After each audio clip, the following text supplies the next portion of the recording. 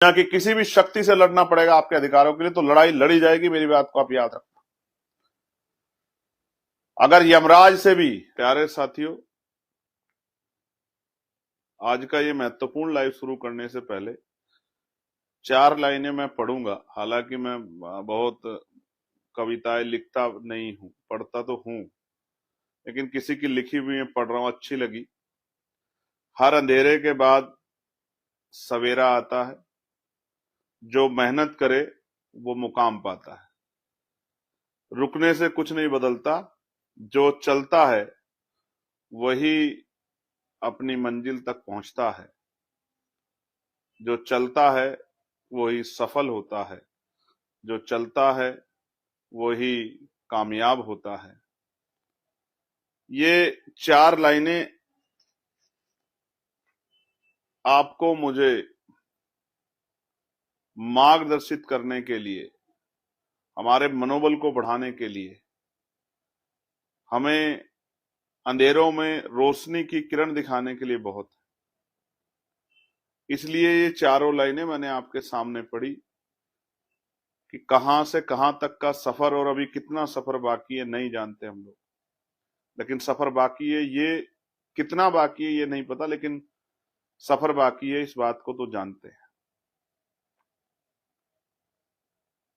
गांव से दिल्ली का सफर,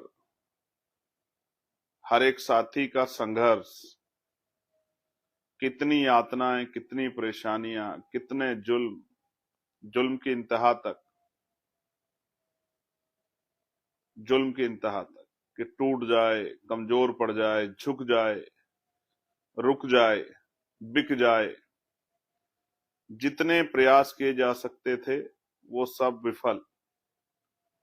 और मैं इस कड़ी में धन्यवाद दूंगा उन साथियों का जो चले थे इस आंदोलन में साथ, और जो आज भी चल रहे हैं, जो मेहनत कर रहे हैं। कि एक साथी का, चाहे वो कल हमसे जुड़ा हुआ, मैं उन सब साथियों का धन्यवाद करता हूं कि वो हम पे भरोसा करते हैं, हमारे साथ मिलके इस आंदोलन को आगे बढ़ाना चाहते हैं, खुद भी आगे बढ़ना चाहते हैं, और समाज के लिए, देश के लिए, प्रदेश के लिए कुछ करना चाहते हैं। प्यारे साथियों, 4 तारीख को कन्नौज में एक कार्यक्रम था जिसको रैली के रूप में आप देखते हैं, और मैं दिल से धन्यवाद करना चाहता हूं उस पूरे कार्यक्रम के आयोजक टीम का, एक एक साथी का, भाइयों का, बहनों का, बड़े बुजुर्गों का, माओ का, दादियों का, जो आशीर्वाद देने आई। मोटरसाइकिलों पे मेरे भाई किस तरह से जो है एक एक पैसा जुटा के तेल की व्यवस्था करे, किस तरह से आते हैं।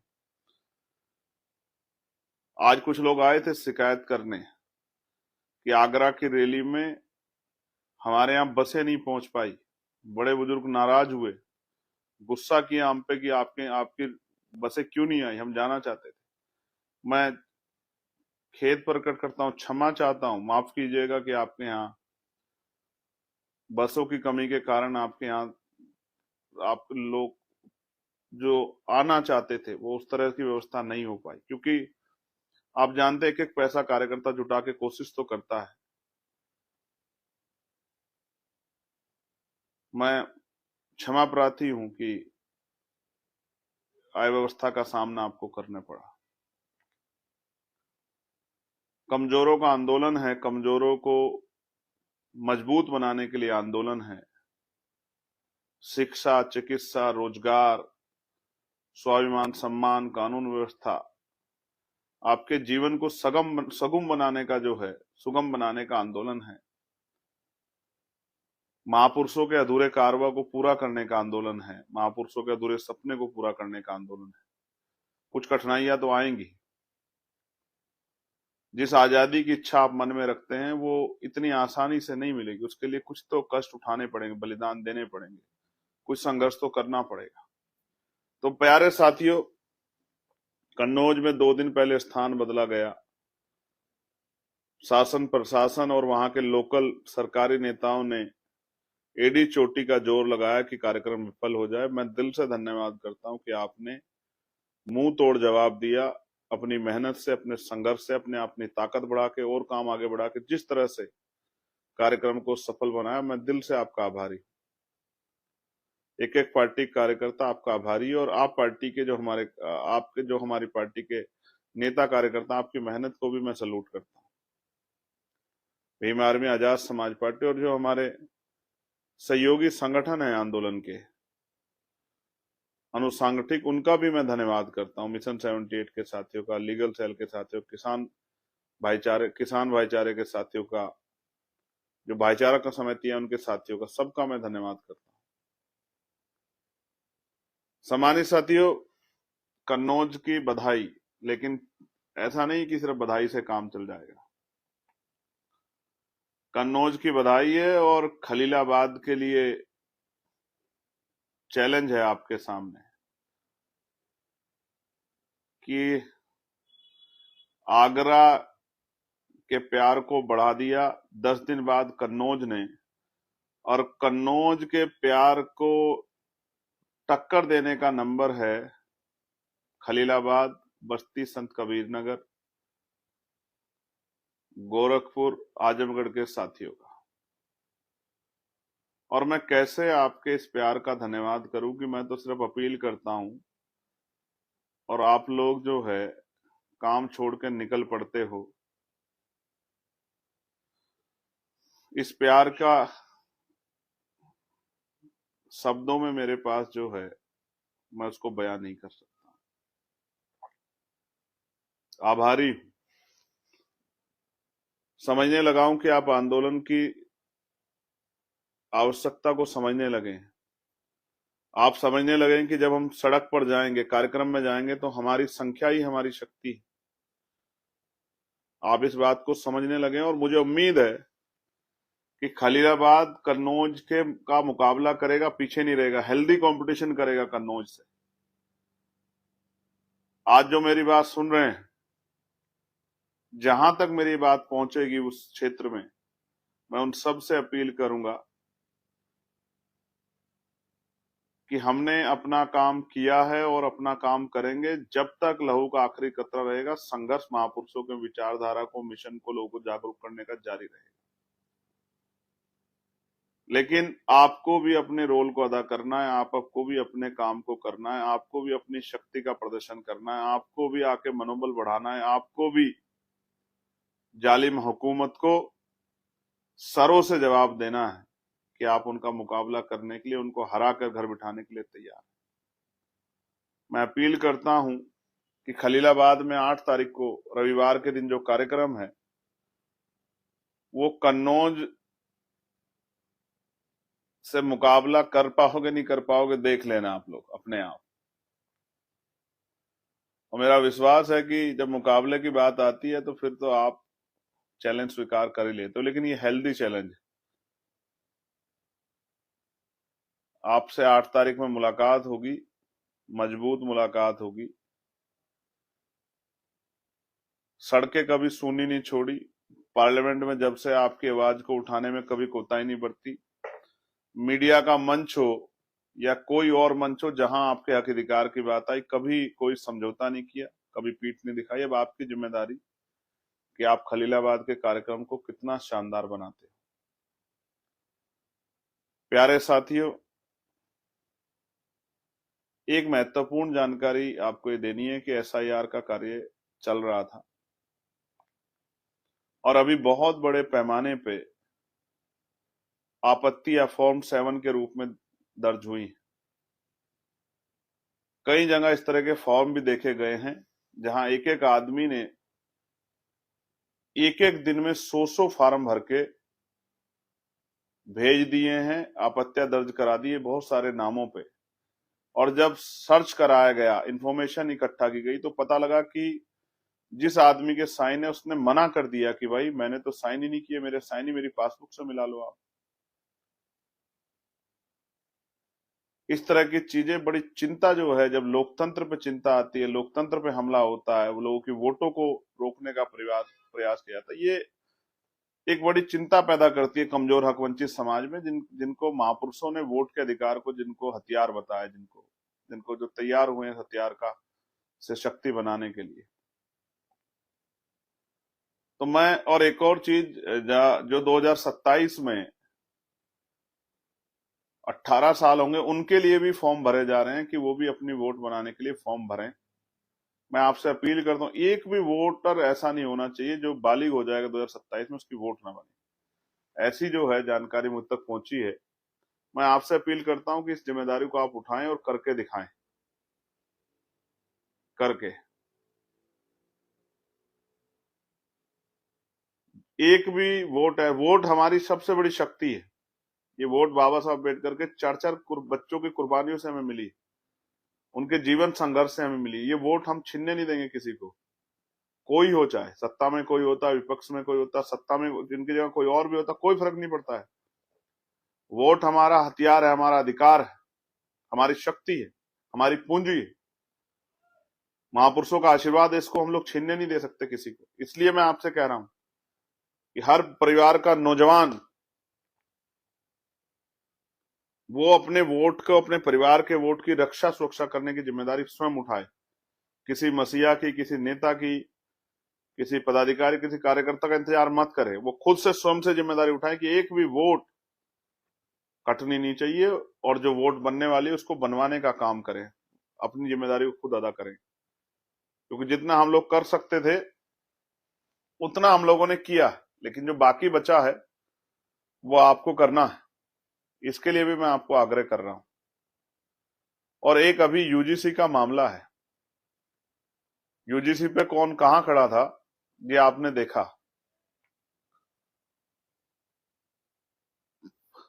15% का पकड़ के हाथ और 85% को मारी लात। जिन्होंने 85% लोगों को लात मार के 15% लोगों को चयन किया, जिन्होंने अपने बच्चों की संस्थानिक हत्याओं पे आंखें मूंद ली, जो आज आपके अधिकारों पे, इतने बड़े अन्याय पे जो चुप हो गए, वो कितने हितैषी हो सकते हैं, इसका आकलन आप अपने और अपने परिवार में बैठ के करना। कमजोर वर्ग के लोगों, ये राजनीतिक बात नहीं है, समझदारी की बात है। जो आज इतनी सी चीजों पे समझौता कर गया, वो कल कैसे आपके अधिकारों की रक्षा करेगा? क्या इसका फैसला आपको आज नहीं तो कल करना ही है। मैं बहुजन समाज के बच्चों से कहना चाहता हूं, SC ST OBC के बच्चे, जो पढ़ने वाले बच्चे हैं, अपना फ्यूचर बनाने के लिए गए हैं यूनिवर्सिटियों में, कॉलेजों में, उनसे कहना चाहता हूं, मैं चंद्रशेखर आजाद, आजाद समाज पार्टी, भीम आर्मी की तरफ से आपसे कहना चाहता हूं, आप आंदोलन ना करें, आप अपनी पढ़ाई पे ध्यान करें, आप अपनी पढ़ाई पे फोकस करें, अपने दिमाग को इधर उधर मत भटकाएं। जिन नेताओं को आप वोट देते हैं उनकी जिम्मेदारी है कि वो आपके अधिकारों की रक्षा करें, वो आपको उपयुक्त माहौल दें, क्योंकि आप अपनी सबसे बड़ी शक्ति उनको सौंपते हो। आप भले ही हमसे नहीं जुड़े हुए हो, मगर मैं आपको वचन दे कहना चाहता हूं, 11 तारीख को दिल्ली में हमने प्रोटेस्ट कॉल किया है, और ये पहला है, आखिरी नहीं है। अगर हर महीने प्रोटेस्ट करना पड़ा तो हर महीने प्रोटेस्ट होगा, हर प्रदेश में प्रोटेस्ट होगा, राजधानी पे जरूरत पड़ी हर जिले पे तो हर जिले पे प्रोटेस्ट होगा। लेकिन अपने बच्चों को, अपना जो भविष्य तैयार हो रहा है यूनिवर्सिटियों में, उनकी संस्थानिक हत्या हम लोग नहीं होने देंगे। इस बात का मैं आपको विश्वास दिलाता हूं। इस सरकार से नहीं, दुनिया की किसी भी शक्ति से लड़ना पड़ेगा आपके अधिकारों के लिए, तो लड़ाई लड़ी जाएगी, मेरी बात को आप याद रखना। अगर यमराज से भी, हालांकि ये कहीं होते नहीं है, लेकिन अगर ये कहीं होते तो उनसे भी लड़ना पड़ता, अपने बच्चों को, अपने आने वाले भविष्य को, जो समाज का ब्रेन, समाज की शक्ति तैयार हो रही है कमजोर वर्गों की, उन बच्चों के भविष्य को संभालने के लिए लड़ना पड़ता, तो लड़ा जाएगा। मैं आपको विश्वास दिला कहना चाहता हूं, आप पढ़ाई करें, आप अपना ख्याल रखें, अपना 100% अपनी पढ़ाई को दें। आपके अधिकारों की रक्षा करने की जिम्मेदारी आपके इन भाइयों ने उठाई। किसी प्रोटेस्ट में आपको परेशान होने की जरूरत नहीं पड़ेगी।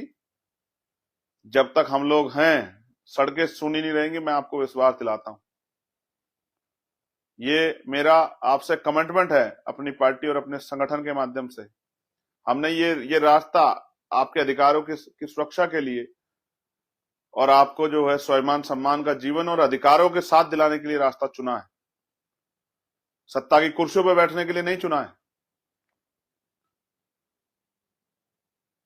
ये रास्ता कांटों भरा रास्ता, जिसमें अपमान है, जिसमें आरोप है, जिसमें षड्यंत्र है, साजिश है, नुकसान है, जेलें हैं, मुकदमे हैं, चोट है, आर्थिक नुकसान है। ये सब चुना गया इसलिए कि आने वाली पीढ़ियां, क्योंकि पिछले पिछले आंदोलन को आप देखो, महापुरुषों ने संघर्ष किया है, तो आज हम लोग तन पे कोट आया है। हम लोगों को ज्ञान हासिल करने के, यूनिवर्सिटियों में जाने का मौका मिला है, कॉलेजों में जाने का मौका मिला है, सम्मान से अपनी बात को रखने कहने का मौका मिला है, और जो अधिकार मिले हैं उन अधिकारों को की वजह से अवसर मिले हम लोगों को कि आज हम जो है इज्जत की जिंदगी जी पा रहे हैं और आपके लिए संघर्ष कर पा रहे हैं। अगर हम नहीं लड़ेंगे तो आने वाली पीढ़ियों का क्या होगा, हम इस बात को समझते हैं। इसलिए मैं चाहता हूं हर अपने भाई से, जो पिछड़े वर्ग के अपने भाई हैं, मैं आपसे कहना चाहता हूं, मेरी बात को आप याद रखना। आप आराम से बैठ के अपनी पढ़ाई करो स्कूलों, कॉलेजों, यूनिवर्सिटियों में। और सिर्फ यही नहीं, IIT, IIM, AIIMS, medical college, कृषि विद्यालय, तमाम वो संस्थान, और आने वाले समय में तमाम उसमें वो प्लेसमेंट जो ऑफिस हैं, वर्क क्षेत्र है, जहां पर कास्ट बेस्ड डिस्क्रिमिनेशन हो, तमाम जगहों पे जो है इसी तरह के कानून बना के हम लोग लागू कराएंगे कि हमारे बच्चों को, हमारे समाज के जो हक वंचित समाज के जो लोग हैं, उनके ऊपर किस तरह का अन्याय ना किया जाए, जाति धर्म के आधार पर उनके साथ जुल्म ना किया जाए, उनकी हत्याएं ना, उनको सुसाइड करने के लिए मजबूर ना किया जाए। मैं अपने पूरे पिछड़े वर्ग समाज कहना चाहता हूं, पाल, प्रजापति, कश्यप, सैन, विश्वकर्मा, सैनी, साक्य, मौर्य, केवट, बिंद, राजभर, केवट, मल्ला, तमाम अपने भाइयों को, यादव, गुजर, जाट, तमाम साथियों को कहना चाहता हूं, लोधी को, प्रजापति को, निषाद को, नुनिया चौहान को, तमाम अपने भाइयों को कहना चाहता हूं, शेड्यूल कास्ट के अपने जो है तमाम भाई हैं, तमाम बहनें, उनको कहना चाहता हूं, पढ़ाई पर ध्यान दो, अब अपनी पढ़ाई करो। आपकी लड़ाई लड़ने की जिम्मेदारी हम लोगों ने उठा रखी है, और जब तक हम लोग हैं तब तक आपको सड़कों पर आने की जरूरत नहीं। मैं देख रहा हूं कई यूनिवर्सिटी में आप लोग प्रदर्शन कर रहे हैं और वहां उस तरह की स्थिति पैदा हो रही है, क्योंकि पुलिस सरकार की है। मीडिया पे भी बहुत अघोषित कब्जा उन्हीं का है, स्वतंत्र मीडिया, और कोई बहुत अच्छे लोग, बहुत कम लोग हैं, और गुंडागर्दी है, एडमिनिस्ट्रेशन पे उनके दबाव है, और वो देखने को मिल रहा है, वो देखने को मिल रहा है, किसी छिपा हुआ नहीं है। इसलिए मैं आपसे कह रहा हूं कि आप अपने भविष्य खतरे में डालें, आप अपना पढ़ाई पे ध्यान दें, ये काम हमारे ऊपर छोड़ें। अगर ये भी आपको करना पड़ा तो आपके नेता किस काम आएंगे? वो इसीलिए है कि बस आए चुनाव के समय जाति के आधार पे आपसे वोट मांगे? नहीं, अगर आपके आपके अधिकारों पर अतिक्रमण होगा तो हिला के रख दिया जाएगा उस पूरे सिस्टम को जो हमारे बच्चों की संस्थानिक हत्या करना चाहता है। और मैंने तो कहा, आंकड़ों के साथ कहा, सरकार ने कहा था कि 80% का बैकलॉग है पिछड़े वर्ग का, 83% का शेड्यूल ट्राइब का बैकलॉग है सेंट्रल यूनिवर्सिटियों में, और 65% का शेड्यूल कास्ट का बैकलॉग है। कितने ही डिपार्टमेंट में कितना कितना बैकलॉग है, एनएफएस करके किस तरह से हमारी सीटों को रिक्त करके, और बाद में उनको जो है रोस्टर से हटा के उनको किस तरह से भरा जा रहा है, कोई किसी कुछ चीज छिपा हुआ नहीं। इसलिए मैं आपको कहना चाहता हूं, मैं बहुत दिन से कोशिश कर रहा, 2-3 दिन से आपको कहने की कि आप लोग मत परेशान हो। मैं देख रहा हूं आपके अंदर गुस्सा है, आपके अंदर तकलीफ है, आप अपनी लड़ाई लड़ने के लिए कोशिश करना चाह रहे हैं, लड़ना चाहिए, लेकिन अपनी आप पूरी एनर्जी अपनी पढ़ाई में लगा। जब तक लहू का आखिरी कतरा और आखिरी सांस है, ये लड़ाई हम लोग लड़ेंगे, लड़ाई जारी रहेगी, मैं आपको विश्वास दिलाता हूं। किसी दिन आपको ऐसा लगेगा कि आपकी आवाज को पीछे किया गया है, कहीं लड़नी पड़े, सुप्रीम कोर्ट में लड़नी पड़े, सड़क पर लड़नी पड़े, आंदोलन करना पड़े, जेल मुकदमे कुछ भी झेलना पड़े, हम लोग हैं, हम लोग बैठे हैं। लेकिन आप लोग अपनी पढ़ाई करो, अपने ऊपर ध्यान दो, और जिन जो जो जो साथी रिस्पॉन्सिबल हैं उनको भी, नौजवानों को कहना चाहता हूं, वो भी समझे हालात को। अभी एक अधिकार पे बात आई तो काल्पनिक जो है कहानियां बना के किस तरह से जो है आपके अधिकारों पर अतिक्रमण करने का प्रयास किया गया, कुछ छिपा हुआ नहीं कि भविष्य में ऐसा हो सकता है। लेकिन हमारे तो बच्चों की हत्या है और ये संस्थानिक हत्या है, वो क्यों नहीं दिखी? उसका दर्द किसी को क्यों नहीं? अभी भी प्यारे साथियों, नौजवानों, संभल जाओ, समझ जाओ, अपने अधिकार बचा लो। आज ये कर रहे हैं, कल आरक्षण खत्म करने की कोशिश करेंगे, कल आपको शिक्षा नहीं देंगे, शिक्षा पे रोक लगाने की कोशिश करेंगे, कल परसों आपको इलाज नहीं देंगे, उस पर रोक लगाने की कोशिश करेंगे। उन्हें उसी व्यवस्था को लागू करने का काम ये सरकार कर रही है जिस व्यवस्था से महापुरुष हमें निकाल के लाए हैं संविधान के जरिए। मैं नौजवानों से कहूंगा, खूब पढ़ें, खूब ज्ञान हासिल करें, शिक्षा में किसी पीछे ना रहें, नेतृत्व करें समाज का और पहचानें दोस्त दुश्मन में निगरानी के आधार पे, तथ्यों के आधार पे, विषयों के आधार पे, क्रिया प्रतिक्रिया के आधार पे फैसले लें, पहचानने की कोशिश करें कि कौन क्या कर रहा है। इस अकेली चिड़िया पूरे जंगल को जगा के जाएगी, मेरी बात को आप याद रखना। मजबूर कर दिया जाएगा उन लोगों को जो आज किसी ना किसी आप वजह से आपसे हाथ खींच के बैठ गए, उनको मजबूर कर दिया जाएगा वापस इस आंदोलन के लिए में अपनी आवाज उठाने के लिए। आप देख लेना मेरी बात को। मैं अपने भाइयों से, जो छोटे भाई पढ़ रहे हैं, अपनी बहनों से कहना चाहता हूं, दिखाऊंगा, इतना मजबूत आंदोलन करेंगे कि ये सब लोग जो आज चुप हैं कल आपकी बात करेंगे। मेरी बात को याद रखना, क्योंकि इन सबको डर है, आपसे लालच है। इसलिए मैं आपका बहुत धन्यवाद करता हूं, मगर अपना ख्याल रखिए। आप हम इस समाज के लिए, हकवंचित समाज के लिए बहुत कीमती हैं। आपके माँ बापों ने अपना पेट काट काट के आपको पढ़ने के लिए भेजा है। आपको आगे बढ़ के उनको संभालना है, उनकी गरीबी, बेबसी, लाचारी, परेशानी को खत्म करना है, उनकी ताकत बनना है। धन्यवाद। जय भीम, जय भारत, जय संविधान, जय मंडल, जय जोहार, जय जवान, जय किसान, लोकतंत्र जिंदाबाद, विज्ञान जिंदाबाद। आपका भाई चंद्रशेखर आजाद।